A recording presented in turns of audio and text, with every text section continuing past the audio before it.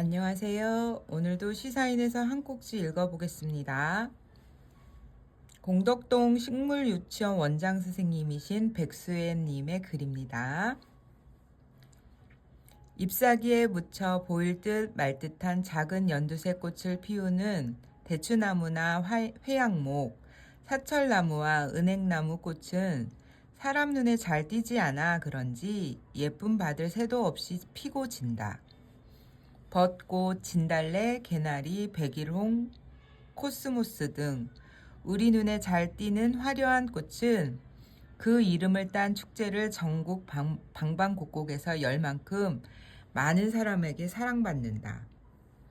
내가 볼 때 언제고 꽃이 만발하길 원하겠지만 아쉽게도 사계절 내내 매일 꽃을 보여주는 식물은 없다. 그것이 자연의 섭리임에도 우리는 우리의 꽃밭에 언제나 꽃이 만개하기를 욕심낸다. 알고 보면 꽃이 안 피는 식물도 많다. 핀 듯 안 핀 듯 피거나 아침 혹은 밤에만 피는 꽃도 있다.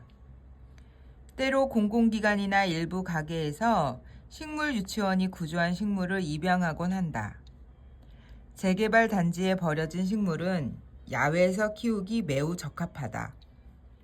더운 여름과 장마, 추운 겨울을 넘나드는 한국의 극한 날씨를 온전히 견디는 식물. 종류는 그리 많지 않다. 비비추나 맹문동, 바위치 정도다.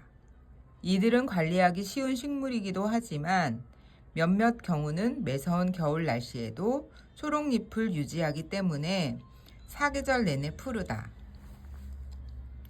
서울 한 주민센터 앞마당에도 센터 허락을 받아 재개발 단지에서 구조한 식물을 심을 수 있었다. 그런데 몇 달 지나지 않아 해당 식물이 모조리 뽑혔다. 그 자리에는 가을꽃인 국화가 빼곡했다. 꽃이 없으니 자플로 취급해 다 뽑아버리고 한 계절 즐기자고 그 시기 꽃 피우는 식물을 심었다. 나는 안다. 가을 동안 열심히 꽃 피우고 사람들을 기쁘게 할 국화도 겨울이 지나고 봄이 와서 가을에 꽃을 피우기 위해 양분을 모으며 잎사귀만 보여줄 때면 다 뽑힐 것을. 그 자리에는 봄꽃인 펜지가 다시 빼곡히 심길 것이다. 예산이 나와서 써야 할 수도 있고 화훼단지 산업을 위해서라는 이유를 들 수도 있다. 하지만 그 예산을 장기적인 계획을 세워서 쓸 수는 없는 걸까? 이미 심은 식물을 돌보는 데 쓸 수도 있지 않을까? 화훼단지 산업은 비료나 자재 구입 등 다른 방법으로 응원하면 될 일이다.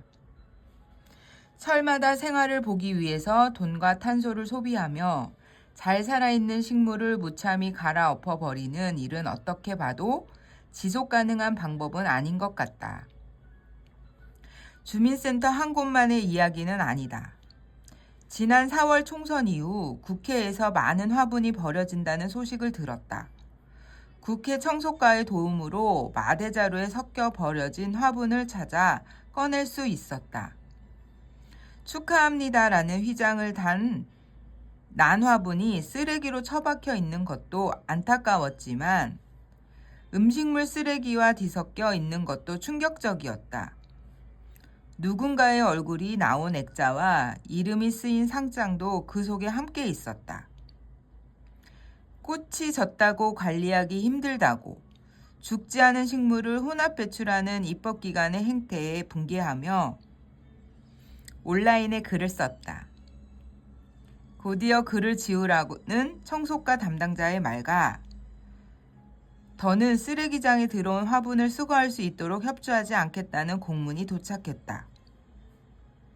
새로 임기를 시작한 몇몇 의원실에 전화를 돌려 화분을 버리게 되면 미리 연락을 달라고 당부했다. 개인의 생태 감수성을 기르는 것도 중요하지만 공공기관이나 기업에서도 환경과 생태에 대해 고민하면 좋겠다. 법으로 정책으로 생태 감수성을 높이는 문화를 만들어 나가길 바란다. 그때까지 우리는 개인이 모여 목소리를 낼 수밖에 없다. 네, 오늘은 생태 감수성에 대한 걸 알게 되는 글을 읽어봤는데요. 한철 꽃 피우기 위해서 심겨지고 꽃이 지면 벌어지는 식물에 대해서는 생각을 안 해봤는데 오늘 좀 이 글을 읽으면서 생각을 깊이 해보게 됐네요. 물론 꽃이 피면 이쁘죠. 그러나 꽃이 피지 않거나 꽃이 너무 작고 잎으로만 무성하게 살고 있는 식물도 참 소중한데 그거를 생각을 미처 못했네요. 오늘은 식물에 대한 생태 감수성을 생각해 보게 하는 뭐랄까 좀 도끼 같은 글이었습니다. 여전히 떠듬떠듬 읽었지만 함께 읽어주셔서 감사합니다.